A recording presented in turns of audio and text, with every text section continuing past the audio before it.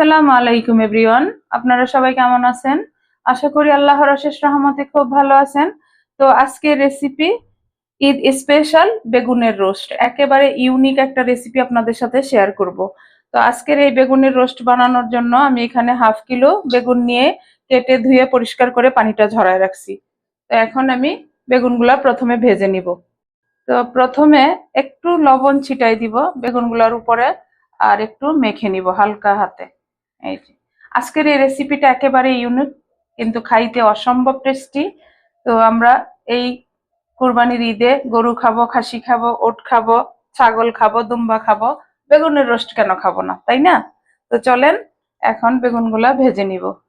তো এই বেগুনের রোস্ট রান্না করার জন্য একটা ফ্রাই প্যান বসাই দিছি, চুলাটাও জ্বালাই দিছি। এখন দিয়ে দিব আমি হাফ কাপ রান্নার তেল। বিসমিল্লাহির রহমানির রহিম।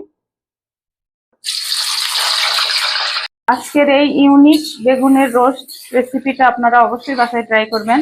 ঈদে বাসায় কত গেস্ট থাকবে, সবার সাথে এটা এনজয় করবেন।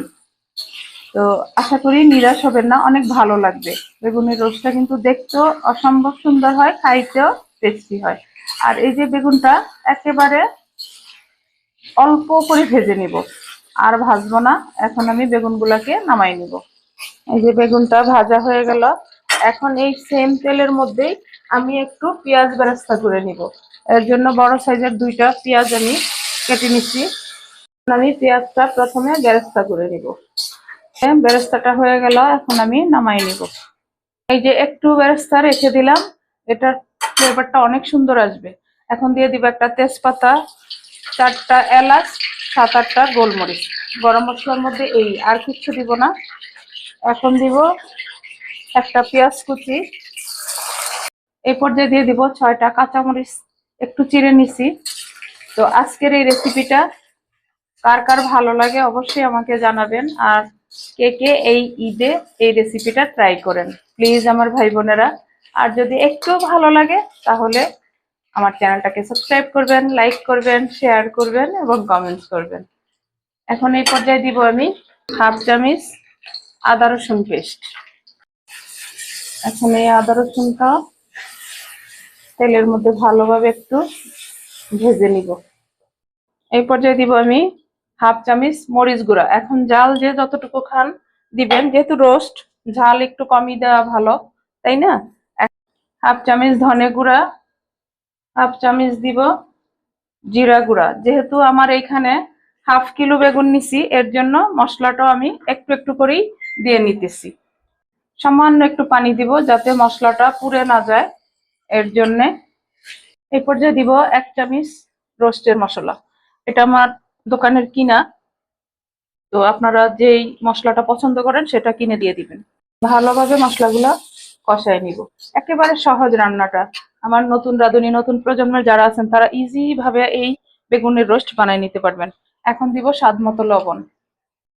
এই যে দেখেন, মাশাআল্লাহ, আমরা তো সেন্ট পাচ্ছি, আপনারা তো পাচ্ছেন না। বাসায় বানালেই পাবেন, প্লিজ বাসায় বানান। আর বানানোর পরে দেখবেন নিমিষেই শেষ হয়ে গেছে।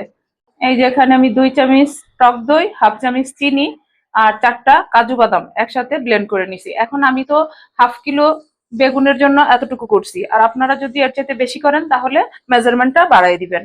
আর যখন এই দইটা দিবেন যে কোনো রান্নাতে, তখন চুলার আঁচটা একেবারে লো করে দিবেন, তাহলে দইটা ফাটবে না বা দানা দানা হবে না। দেখেন একেবারে কোনো দানা নাই, তাহলে আর সমস্যা হবে না।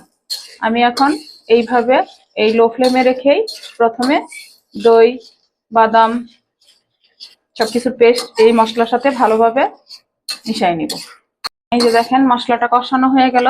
এখন এই পর্যায়ে আমি এই যে বেজে রাখা বেগুনটা দিয়ে দিব। দেখেন আমার প্রিয় ভাই বোনেরা, একেবারে সহজ রান্না না? মাশাল্লাহ মাশাল্লাহ, অনেক সুন্দর একটা ফ্লেভার চলে আসছে এখনই। এটা রুটি, পরোটা, ভাত, পোলাও সবকিছুর সাথেই যায়। বাসায় গেস্ট আসলে একটা সবজি আইটেম আপনারা এইভাবে রাখতে পারেন। এখন এই পর্যায়ে দিয়ে দিব আমি যে বেরেস্তা করে রাখছি সেখান থেকে হাফ।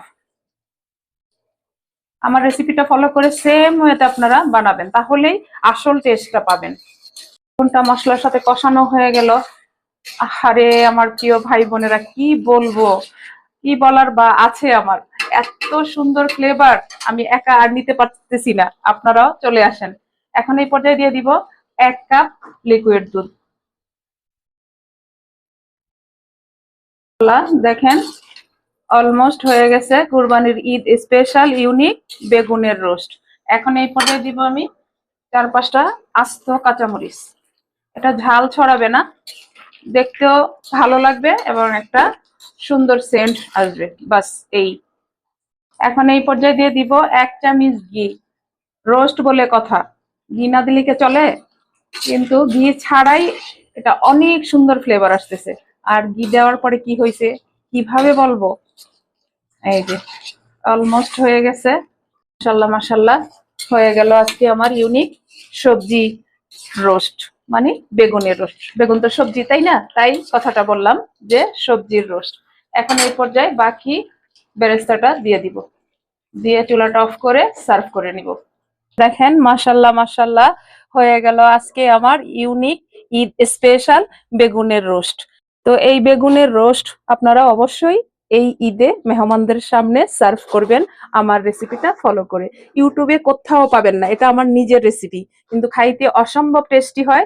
তাই ভাবলাম যে আমরা তো এত মজা করে এই রোস্টটা খাই, আমিও আমার প্রিয় ভাই বোনদের সাথে শেয়ার করি। তো এখন আমি দেখাই একটু, খাওয়ার জন্য নিয়ে নিছি। দেখেন আমি পরোটা নিয়ে নিছি, এই যে এই যে আপনারা কিন্তু সকালের নাস্তায় এই রোস্টটা দিতে পারেন। এই যে দেখেন বেগুনটা দেখাই, সুসিদ্ধ একেবারে। এই যে একটু খেয়ে দেখি কেমন হইলো। দেখেন, বিসমিল্লাহির রহমানির রহিম। উম আলহামদুলিল্লাহ আলহামদুলিল্লাহ। আপনারা চাইলে ঈদের দিন সকালবেলা এইভাবে আমার মতো পরোটা দিয়ে এই বেগুনের রোস্টটা রাখতে পারেন, তাহলেই বুঝতে পারবেন যে এটার মজা কতটুকু। আলহামদুলিল্লাহ, এইরকম একটা রেসিপি জাস্ট ওয়াও। তো যাই হোক, একেবারে আমি অল্প উপকরণে, ঘরে থাকা উপকরণ দিয়েই আমি আজকে বেগুনের রোস্ট বানিয়ে নিলাম। তো আমি আপনাদের কাছ থেকে এখন বিদায় নিব, আবার নতুন কোনো রেসিপি নিয়ে আসবো। আল্লাহ হাফেজ।